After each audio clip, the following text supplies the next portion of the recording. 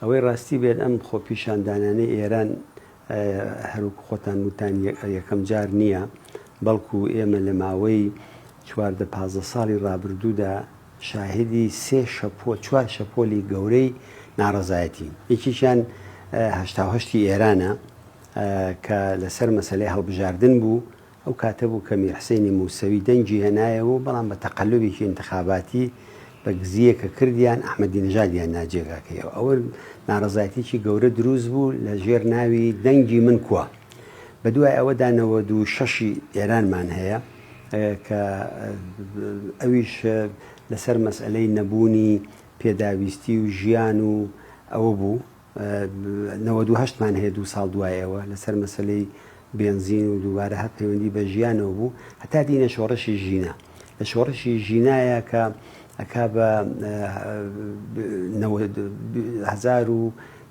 1401 ئێران یا 2022کە لەوێ تر شۆڕشی ژینا بۆ هەموو کەسێک ناسراوە کە چی بوو، کە دژ بە کوشتنی ژینای جوانە مەرگ بوو کە لە شاری سەقزەوە دەستی پێکە. ئەم شۆڕشەی ئێستا بەهانەکەی ئەوەیە کە دراوی ئێرانی ڕووخاوە، دوێنێکە هەر $100 ئێرانی تا نزیک وەتەوە لە 14 ملیۆن تمەن.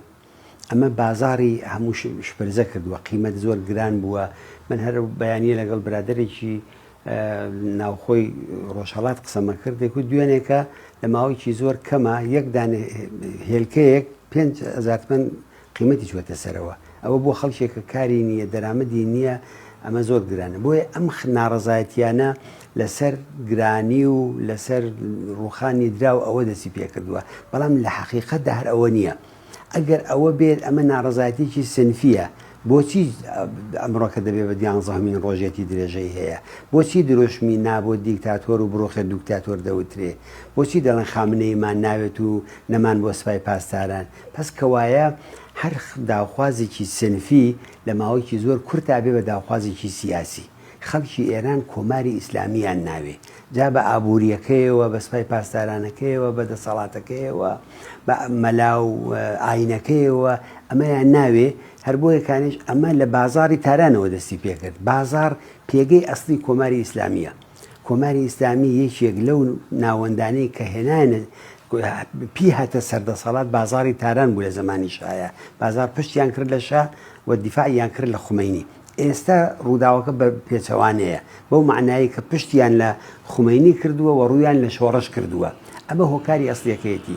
ئەوەیشی کە کۆماری ئیسلامی بۆچی خەڵک سەرکوتەکات پێیان دەڵێت دژی شۆڕشوانە، ئەوە بەهانەیەکی هەمیشەییە بۆ دیکتاتۆرەکان. خۆ نایان بڵێن ئێمە ناحەقین و بە ناحەقی خەڵک بە حەقەوە خەریکە لە دژی ئێمەی ناحەق خەبات و مبارزاکە. دەبێت پاساوێک بێننەوە. پاساوەکەیان ئەوەیە کە ئەمانە ناحەقن، ئەمانە سەر بە دەرەوەن، دەستی ئەجنەبی تێدایە، دەستێوەردانەکەن لە وڵاتەکەی ئێمەدا. بەڵام ئەم خەنەیە بە قەولی کوردی تازە ڕەنگی نەماوە. خەڵک باوەڕ بەم قسانە ناکا کە جمهوری ئیسلامی دەیکات و ناڕەزایەتیەکەیان لە ئەسڵا لە عەلەیهی کولی سیستمی ئیستبدادی جمهوری ئیسلامیە. خاڵێکی تریش ئەوەیە کە ئەم ناڕەزایەتیانە بە بازاری تارانەوە نەماوەتەوە. تا ئێستا بە پێی ئامار 27 محافزی ئێرانی گرتووەتەوە. ئەمە معلومە ئەترازێکی گشتگیرە، ئەترازی تەنیا محافزێک نییە. ئەگەر چی کۆماری ئیسلامی زۆر بێڕەحم بووە، نزیکەی 30 کەس کوژراوە، 600 کەس بریندارە، 2500 کەس خەڵکیان گرتووە، دەست بەسەر کراون. بەڵام ناڕەزایەتیەکان درێژەی هەیە. هەر ئێستا من چاوم لە خەبەرەکانە کرد لە تاران، لە شیراز، لە ئیسفەهان، لە بازار ناڕەزایەتیە. بەڵام ناڕەزایەتیەکان دەکەونە شەوانە بە حوکمی ئەوەی کە خەڵک دەموچاویان دابەسن نەناسرێنەوە لە بەرابەر دووربینەکانە، زۆرتر لە ئێوارە و لە تاریکیەوە ئەتراز و ناڕەزایەتیەکان دەست پێکەن. تا ئێستا لە شارێکی وەکو تارانە کە هەموو ڕۆژێکی ناڕەزایەتیە بەخۆشیەوە کەسێک تێدا نەچووە. بەڵام لە ئیلام لە مەڵکشایی بینی 5 تا 15 نەفەر کوژراوە کە بەشێکن لە خۆیان بە خەڵکی کوردستان و بە کوردەزان و یا لە منتەقە لوڕەکان. ئەوە ئەو زەبر و زەنگە، ئەو کوشتارە بێڕەحمانەیە، ئەو قینەی کە کۆماری ئیسلامی لە خەڵکی کوردستان بە حوکمی سیاسی بوونی و بە حوکمی ڕێکخراو بوونی. ئەمە ئەوە خاڵێکی زۆر گرنگە. ئێمە لە شوێنەکانی تری ئێرانە ڕێکخراوی سیاسیمان نییە ئەگەر داواکاریە بکە خەڵک جوابی بدەنەوە. ئێستا ئێمە 7 حیزبی سیاسی داوامان خەڵکی کوردستان کردووە سبحەینێ پێنجشەمە مانگرتن بکەن. خەڵکی کوردستان جوابمانەداتەوە. لە شۆڕشی ژینای خۆتان شاهدن کە ئێمە 5-6 دانە مانگرتنی گشتیمان بەڕێوە برد خەڵکی کوردستان جوابی داینەوە. بەڵام لە باقی لە دەرەوەی کوردستان ئێمە ئەو ڕێکخراوە حیزبە سیاسیانەمان نییە کە خەڵک ئاوای گویان لێ بگرن و جوابیان دەنەوە. ئەوەیش هۆکارێکە، یعنی حیزبیەت بوونی ئەم کۆمەڵگایە کە کۆماری ئیسلامی حیزبیەتی قبول نییە، ناوێ خەڵک دەڵێ لە 3 نەفەر زیاتر وێستانیش قەدەغەیە. جا چ بگا بەوەی تۆ مەسەلەن حیزبێک بی بە هەزاران کەس بە دەیان و سەدان هەزار کەس خەڵک لە خۆت کۆکەیتەوە. ئەوەش خاڵێکێتی. خاڵێکی تر ئەوەیە کۆمەلگای کوردستان سیاسیە. ئەم کۆمەلگا سیاسیە وە دوی داوخوازی سیاسیەکەوێ. مەسەلەن داخوازی بازاڕی تاران زۆر داخوازێکی ئابووریە. بەوە دەستی پێکرد ئەگەر چی ئەوە سەریع بوو بە داخوازی سیاسی ئەوەیش هۆکارێک بووە. هۆکارێکی تر ئەوەیە کە حیزبەکانی کوردستان داوایەکیان لە خەڵک نەکرد بوو. ئەگەر چی هەر حیزبێک بە جۆرێک وتوێتی بێنە سەر شەقام ناڕەزایەتی دەربڕن ئەتساب بکەن و مەمانگرتن بکەن خۆپیشاندان بکەن، بەڵام تەنیا بۆ بەیانیە کە 7 حیزبەکە بەیەکەوە ڕایان گەیانوە کە مانگرتنی گشتی بکەن. یعنی حیزبی بوونی ئەم کۆمەڵگایی چاو لە حیزبەکانەکە بزانە ئەڵێن چی. ئەمەش بە خۆی شەرتێکە لە تاران وانە، لە تەورێز وانە، لە شارەکانی تر وانە. بۆیە ئەگەر کوردستان نەهاتووە ئەوانە هۆکارەکانێتی. بەڵام یەک خاڵیش گرنگیش هەیە لە مۆردی کوردستانەوە. ئەگەر کوردستان بە تەخیریشەوە بێ، ینی لە دواییشا بێ، بەڵام لە پێش هەموو کەسێکا کێشەکە تەواوەکە بە دەلیلی ئەوەی بەهێزێکی عەزیمەوە دێ، هەموو خەڵکی کوردستان بە هەموو شارەکانیانەوە دێن و خەڵک ئەو کاتە ناوەستن بە داخوازێک و داخوازەکانیان سیاسیە. مەسەلەن نەمانی ستەمینەتەوایەتی، نەمانی هەڵاواردنی ئاینی، نەمانی جیاوازی ڕەگەزی، بەرابەری ژن و پیا و ژن ژیان ئازادی دروشمێکی هەمەلایەنەیە. ئەم دروشمە من تا ئێستا بەداخەوە لە تاران ئەو دروشمەمان نەوتووە، نەبینیوە بوترێتەوە، لە ئیسفەهان نەمان بینیوە، لە شیراز نەمان بینیوە، لە فارس نەمان بینیوە، بەڵام لە شارە کوردنشینەکان ئەوە دەوترێتەوە. یعنی کوردستان ئەگەر لەم شۆڕشەیە تا ئێستا نەهاتووە، بەڵام لە باری سیاسیەوە بە حکمی یەکگرتووی، بە حکمی حیزبی بوونی، بە حکمی ڕۆشنبوونی داخوازەکانی کۆمەلگایکی سیاسیە و لە کۆمەلگا سیاسیەکانە کێشەی کە دێتە پێشەوە زووتر یەکلایی یەکرێتەوە. هەروەکانە من لەسەر ئەو بڕوام ئەگەر کوردستان درەنگیش بێ، بەڵام هەموو ئاڵوگۆڕ دروستەکە ئەگەر بێت، لە هەموو ئێرانیشە ئاڵوگۆڕ دروستەکە، لە عینی حاڵیشە زووتر قەزیەکە فەیسەڵە پێدا تەواویەکە لەگەڵ کۆماری ئیسلامی. دەزانی ئەو پرسیارەی کە حیزبەکان چیەکەن، بۆ دەخالت ناکەن، بۆ هیچ ناکەن، زۆرتر لە یەک ڕوانگاوە دێ. ئەویش ئەوەیە کە حیزبەکان چەکدارن، چەکیان هەیە، ئەگەر چی ئێستا مەحدودیت و مشکل و ئەوانە دروست بووە، لەو ڕوانگاوە زۆرتر داواکرێ، یعنی داوای تەداخلی چەکداری یەکرێ. بەڵام تەداخلی چەکداری کاتوساتی خۆی هەیە، پێویستی خۆی هەیە. پێش هەموو شتێ دەبێت و پشتی جبهەیەکت ببێ، دەبێت شوێنێکت ببێ. ئەگەر پێشمەرگەت شەهید دەبێ، بریندارە بێ، دەبێتە کوێ. ئێستا ئێمە لە کوردستان ئەومان نییە. ئەگەر خۆراک و زەخیرە و ژیان چۆن بەڕێوە بێ، ئێستا ئەومان لە کوردستانە نییە. بێزگەلەوە خەباتی چەکداری لە کوردستانە وەختێک دەستی پێکرد و بەرەو خەباتی چەکداری ڕۆیشتین کە خەباتی مەدەنی کەوتە پەراوێز. ئێستا کە خەباتی مەدەنی لە گەشەیە، ئێستا هاتووە شەقام بەدەست خەڵکەوەی و شەقام خڕۆشاوە، نابێ بەهێزی پێشمەرگە بەڕاستی تێکی دەی، دەبێت لێی گەڕێ، دەبێت لێی گەڕێ. ئەو خەباتە تێکدان بە چ معنە؟ بەو معنایی کە جمهوری ئیسلامی دەخالەتەکات، فەزاکە نیزامیەکات، ئەو تێکی دەدات. ئەو بەری ئەوە دەگرێت کە پێشمەرگە دەوێت حوسنی نیەتی هەیە، دەوێت یارمەتی بکە، کۆمەکە، نایڵێ ئەوە بێ. پەسکەوایە دەخالت نەکردنی هێزە سیاسیەکان بە معنای چەکداریەکەی بەو هۆکارە دەگەڕێتەوە کە نابێ خەڵک چاوەڕوان بێ بۆ پێشمەرگە بە فریشتە بزانێ، بە نەجاتدەر بزانێ. نەجاتدەری هەر گەلێک خۆیەتی، خەڵکەکەیەتی، ژنانیەتی، پیاوانیەتی، کچانی شۆڕەژێڕیەتی کە خۆڵیان لێ هەڵماڵیوە لە دژی جمهوری ئیسلامی، حیجاب و مەقنعیان فڕێداوە و ئەو یاسا کۆنە پەرستانەی بەڕێوە نابن.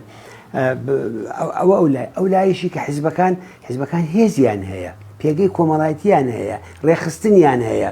مەسەلەن هەر ئەم ڕۆژانە لە سنە لە مەریوان 2 دانە تێکۆشەری سیاسی گیانیان بەخت کردووە بۆ خۆیان، بە هۆکاری دانیشان شێرپەنجەی بووە، دانێکی تریان تووشی نەخۆشین بووە، سرودی ئەنتەرناسیۆنال دەڵێنەوە بە سەدان کەس بە ئاڵای سوورەوە دەستنە سەر گۆڕەکانیان یادیان لێکەن.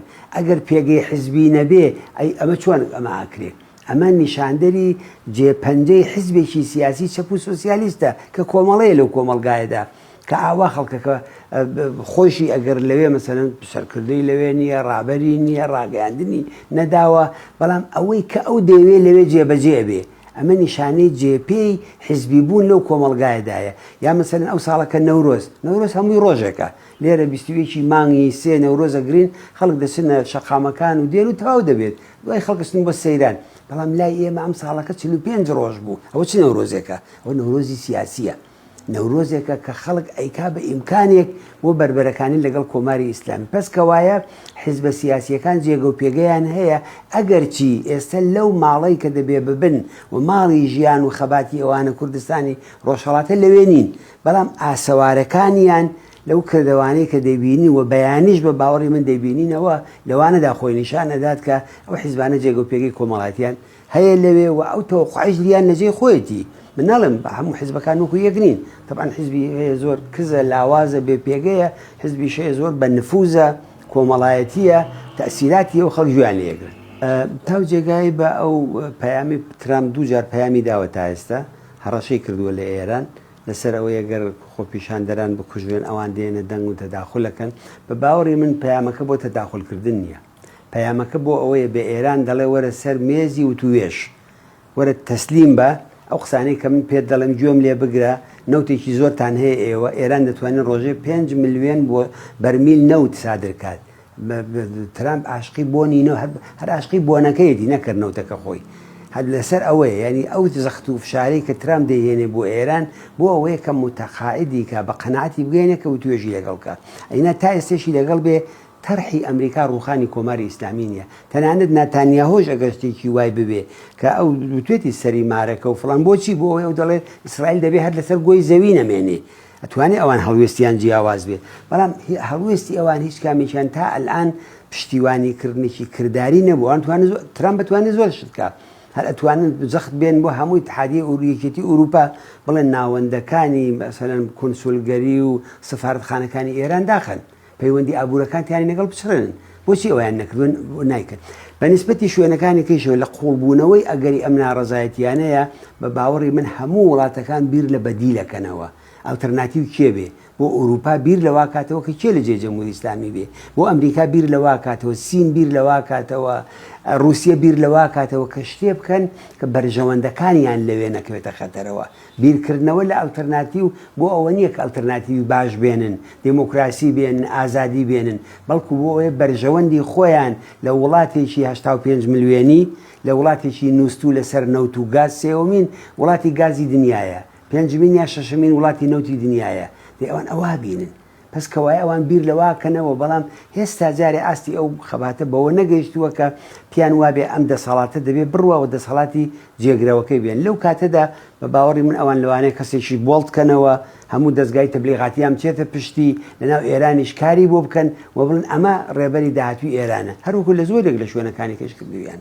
تا ئێستا ڕوتی ڕووداوەکان ئەوەمان پێ دەڵێ کە ئەم ڕوودا و ناڕەزایەتیانە لە ئێران نەدرێژەیە بێت و من تەسەورم ئەوەیە کە کۆماری ئیسلامی بەرەو ڕووخانە بە ڕاستە تا ئێستش کە قساکەین کزی کردووە لاوازی کردووە. مەسەلە نێکی لەو شتانە مەسەلەی حجاب و ئەوەیە کە ئێستا لە تقریبان وای لاتووە لە ئێرانە ژنان و کچان وەک بە دڵخواز ئەگەر کەسێک بیەوێت متەدەینە حجابی ئیسلامیە کادیا پی خۆشە یا چیەک، بەڵام ئەو ئیجبارەی جاران نەماوە. گەشتی ئێرشاد و ئەوانەی لە شەقاما بگەڕێن ئەوە نەماوە کە جاران زەخت بێن و نابێت مەسەرەن خانمێک ئافرەتێک شتێکی بەسەرەوە نەبێت و لەسەر و لاقی دیار بێت، باڵی دیار بێت، قژی دیار بێت، ئەوە نەماوە ئێستا. ئەمە بەچی بەدەساتووە؟